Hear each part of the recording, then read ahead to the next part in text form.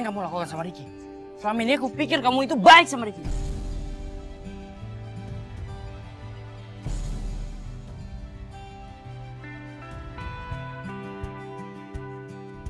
Pak, Ricky itu nggak mau denger omongan aku. Dia tuh nggak mau ngerjain tugas sekolah, Pak. Dan dia nggak mau ikut aturan di rumah. Aku tuh cuma mau dia disiplin. Tapi nggak dengan cara kekerasan juga.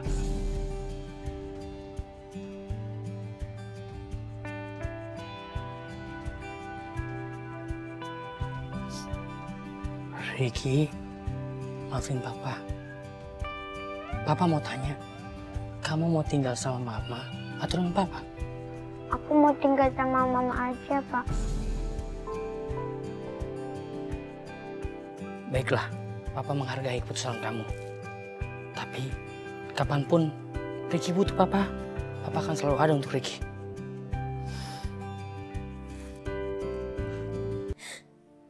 Din, maafin aku. Aku udah salah nilai kamu. Ternyata selama ini kamu baik dan benar-benar ngejagain Ricky. Sama-sama, Mas. Saya juga terima kasih karena kamu sudah mendengarkan saya dan Ricky. Dan saya akan jaga Ricky dengan baik.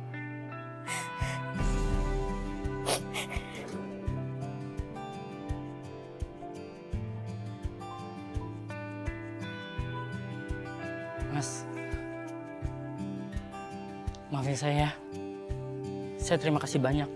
Mas sudah benar-benar ngejagain anak saya. Ya, sama-sama, Pak.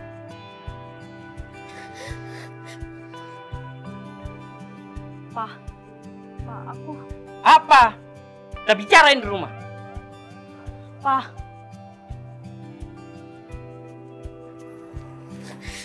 Bu, kalau gitu saya permisi dulu ya, Bu ya. Mas, tunggu sebentar. Maaf, saya boleh minta tolong satu kali lagi nggak, Mas? Boleh, Bu. Kalau saya bisa bantu, saya bantu, Bu. Saya bisa minta tolong antar jemput Ricky, Mas, ke sekolah. Kayaknya saya merasa lebih tenang aja kalau Ricky ada yang nyayangin, Mas. Saya merasa tenang. Bisa, Bu. Mulai besok saya bisa antar jemput Ricky, Bu. Ricky gimana? Mau kan diantar-antar jemput Om Ojol? Mau, Om. Ya udah kalau gitu besok Om jemput lagi ya. Bu, kalau gitu terima kasih banyak. Saya permisi dulu ya. Sama-sama, Mas. Saya juga makasih banyak ya. Terima kasih banyak ya, Bu. Iya. Permisi, Bu. Ya, hati-hati. Ketika Ricky kembali ke pelukanku, serasa separuh jiwaku yang telah hilang kembali lagi. Semangat hidupku kembali lagi. Dan aku berjanji, aku akan menjaga Ricky dengan baik, memberikan kasih sayang yang selama ini tidak bisa aku berikan kepadanya, memberikan pelukan hangat untuknya. Kebahagiaan ini adalah anugerah yang tidak terhingga bagiku dan kapanpun tidak akan aku pernah lupakan, karena aku bisa berkumpul lagi dengan anakku.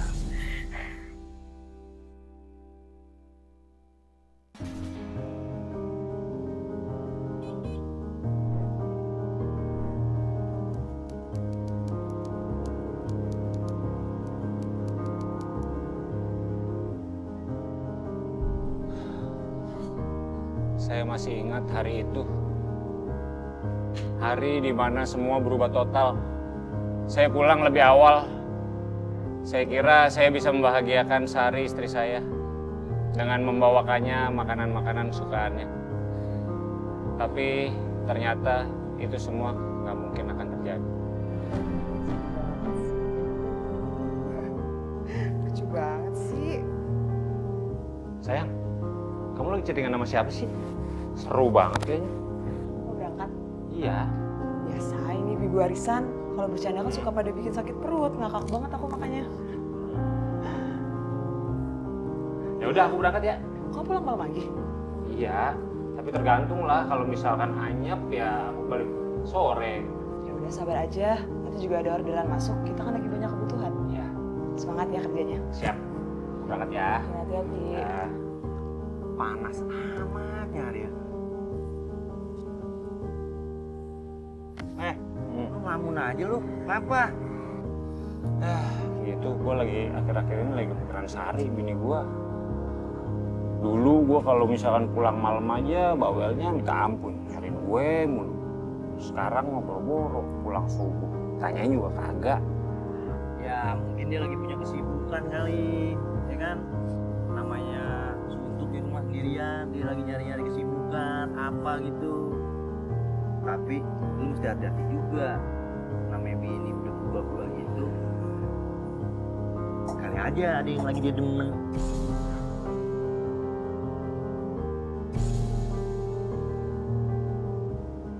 Tanda-tandanya nggak beres tuh. Nggak beres gimana maksud lo? Amit-amit nih ya. Ya mungkin dia selingkuh gitu.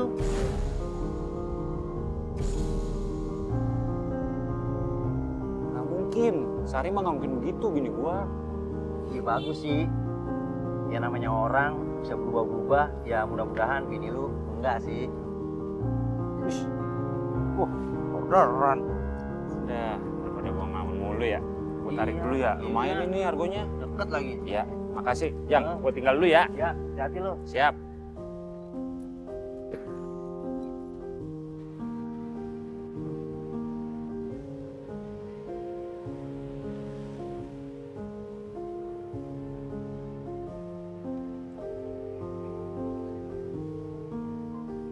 Bang Rifki. Ya, Mas Sauki ya? Iya betul. Ya, Bang. Silakan naik, Bang. Oke bang. Siap. Siap. Mas, ini tujuannya mau ke Jalan Gardu ya? Iya betul bang. Kenapa bang? Saya orang situ. Saya kenal warga-warga situ sama penduduk-penduduk situ. Oh, Kamu mau ke tempat siapa ya, Mas? ini bang. Saya mau main ke rumah teman. Cuman nama bapaknya saya lupa. Kalau teman saya sih dipanggilnya Keling. Oke, Bang. Nyampe, Bang. Siap. Megangnya, Bang. Bisa, Bang. Bang siap ya bang. Oh iya bang, tadi udah gue bayar ya pakai aplikasi. Alhamdulillah. Sama ada tambahan buat lo. Siap, makasih, Bang. Makasih ya, Bang ya. Oke. Hati-hati, Bang. Oke. Aduh. Udah dekat rumah nih. Kalau gua mampir aja ya sekalian bawa makanan ya buat diri gue ya Sari ya. Udah gue jalan. Orderan masuk lagi. Alhamdulillah. Udah, gue narik aja lah. Tanggung. Udah nyampe, Pak. Ya. Oke, terima kasih. Siap. Sudah saya bayar. Siap, terima kasih ya, Pak. Oh iya, Pak. Siap, makasih ya, Pak. Aduh. Tarikan udah lumayan nih. Enak kali ya makan bareng bini di rumah ya. Tapi gua WA kagak dibales. Gua telepon nggak diangkat. Apa ya dia? Saya telepon berkali-kali nggak diangkat. Saya WA nggak dibales. Biasanya Sari paling cepat kalau bales WA saya. Tapi hari itu semua beda. Ada perasaan yang gak enak muncul di hati saya.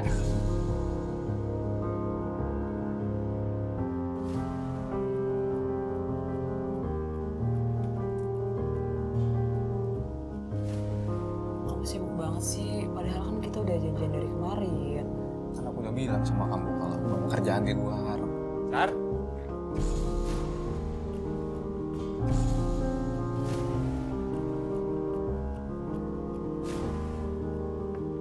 Sar? Sar? Bu Rifki kok pulang sih? Padahal dia pulangnya nanti malam loh. Sar?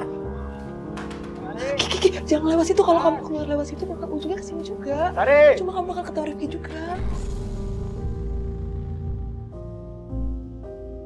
Sar, kamu di mana? Sampai ketemu lagi kamu sekarang. Sari! Aduh, kamu tenang dulu. Aku bakal alihin perhatiannya Rifki. Kamu ngumpet dulu di mana, Ke? Sar! Sari! Kenapa, Ki? Kelihatannya panik banget. Ada apa? Iya nih, Pak. Sari, saya WA nggak dibales, saya chat nggak dibales. Saya telepon nggak diangkat. Saya takut kenapa-napa, Pak, sama istri saya, Pak. Wah, kamu nggak punya kunci cadangan, Ki? Ada sih, Pak. Cuma kayaknya di slot dari dalam. Waduh, kalau gitu kita dobrak aja. Ayo, Pak. Ini si Sari dipanggil kagak nyaut-nyaut. Ini pintunya mau didobrak. Ayo Pak RT, bantu dobrak Pak RT. Yuk. Yuk. 1, 2, 3.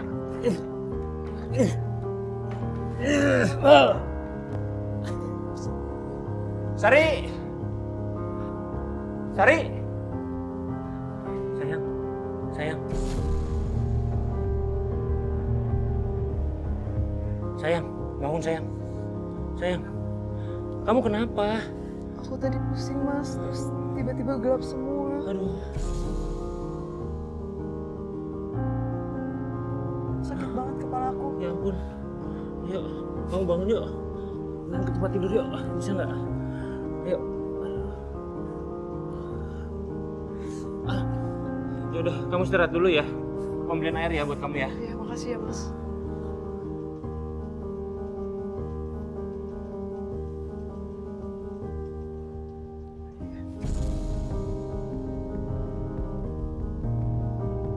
Setelah saya melihat Sari tergeletak di lantai, hati saya benar-benar runtuh rasanya. Begitu dia sadar, saya lega. Tapi saya menemukan suatu hal lain.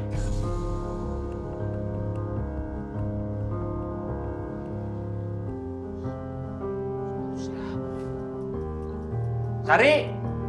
Sari! Ini sepatu siapa? Sari! Sepatu siapa? Pak RT. Ya. Ya. Tadi saya bantu Rifki dobrak pintu. Takut kamu kenapa-kenapa. Itu sepatu siapa? Hah?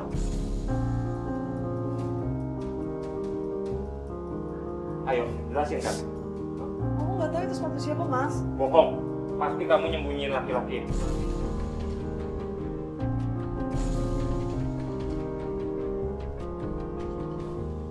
Kamu selingkuh ya? Enggak. Mas, aku nggak tahu itu sepatu siapa. Kamu sembunyi di mana? Hah? Hah?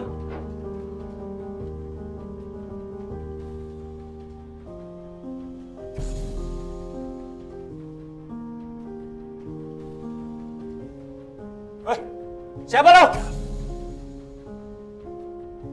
Bang, ampun, Sini bang. Ampun. Ikut gua lo. Oh ini lo. Tempat di sini lo. Gua bisa jelasin, bang. Ampun. Ini siapa? Hah?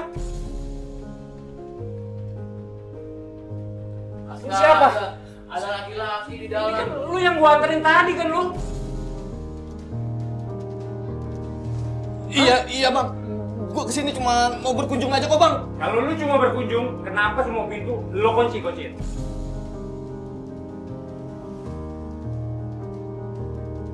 Sari, kamu selingkuh.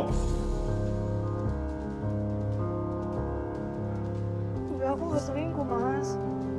Aku bisa jelasin, kamu jangan emosi kayak gini.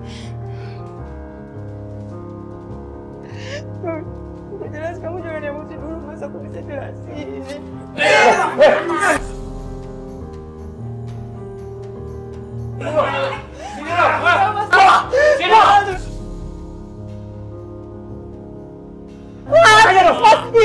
Kamu jangan emosi, aku bisa jelasin. Jelasin apa? Aku bisa Aku jelasin udah baik-baik. capek nyari duit dari siang sampai pagi. Hah? Itu buat kita. Kamu bisa bisanya begitu. Ini laki tuh.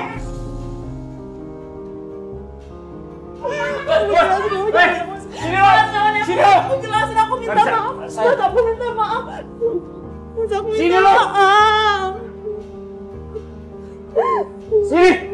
Mas, aku minta maaf. Kamu jangan emosi kayak gini. Aku jelasin aku gini.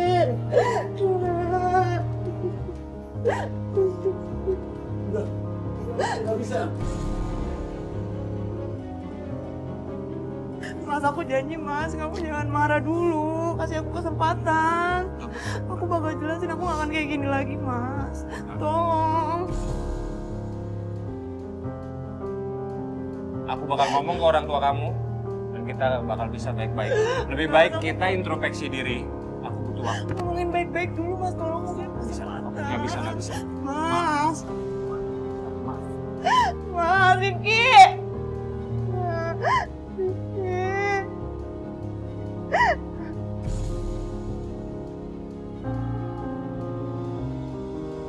Jujur, sekarang saya nggak bisa banyak berharap dari hubungan saya sama Sari. Apa yang terjadi udah ninggalin luka yang begitu dalam.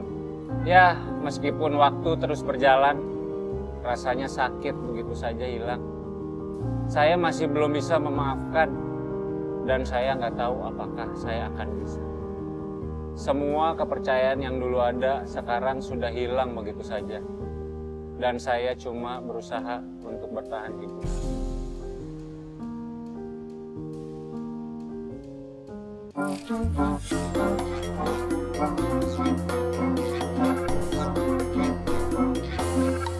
Di dalam video yang dibuat oleh Abang Ojol ini memperlihatkan kebingungan si Abang Ojol setelah menerima uang cash dari customernya. Ekspresinya campur aduk antara bingung dan senang. Bingung karena harus menukar dulu dalam rupiah sebelum digunakan, dan senang karena nilai uang yang diterimanya jauh lebih besar dari tarif mengantarkan customer tadi. Meskipun uangnya dari luar negeri, senyum puasnya tetap lokal ya bang. Dunia ojol penuh dengan kejutan ya. Sebuah video yang dibuat oleh seorang warga di Parung, Bogor menceritakan tentang seorang driver ojol yang baru sadar bahwa ia dibayar pakai daun. Iya, daun, bukan uang. Jadi kisah ini dimulai dari sekelompok warga yang bingung melihat ada driver ojol keluar dari arah pemakaman tua di Parung, Bogor. Apalagi jalan menuju ke pemakaman itu harusnya melewati para warga ini. Selidik punya selidik, si driver ojol ini habis mengantar seorang kakek dari daerah BSD ke Parung, Bogor, dan ia menerima pembayaran cash. Oleh warga diminta ditunjukkan uang yang diterimanya tadi. Ternyata berubah menjadi daun. Video ini sempat viral dan menggemparkan jagat sosial media beberapa waktu lalu. Selama di jalan saat mengantar, apa nggak kerasa aneh bang? Kok jadi merinding begini ya?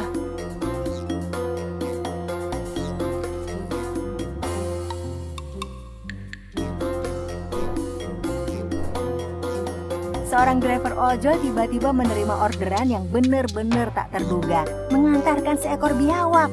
Ketika menerima pesanan yang tidak biasa ini, reaksi kaget dan bingung menjadi hal yang sangat wajar. Biawak?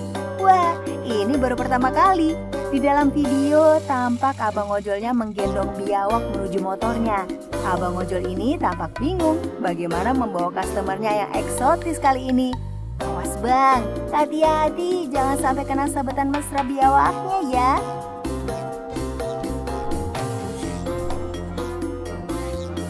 Dalam video ini tampak seorang driver yang melepaskan beberapa burung dara dari tengah kota.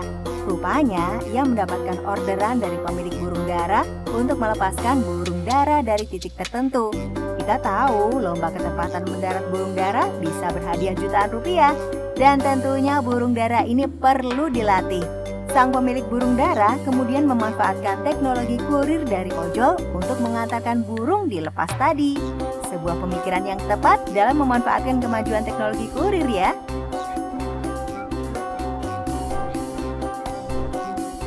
Menjelang perayaan Hari Raya Idul Adha, kota-kota besar diserbu para penjual hewan kurban. Mereka membawa hewan kurban dari peternakan mereka dan kemudian membuka tenda di pinggiran kota. Ketika hewan kurban dipesan, maka mereka akan mengantarkannya ke lokasi pemesan dengan truk. Tapi kalau jumlahnya sedikit, para pedagang ini memanfaatkan kecepatan antar dari armada ojol. Dalam video ini tampak si kambing digendong di punggung abang ojolnya dengan karung. Ini sih selain menjalankan tugas, juga kode keras buat para jomblo di luar sana. Kambing aja ku gendong, apalagi kamu. Ya.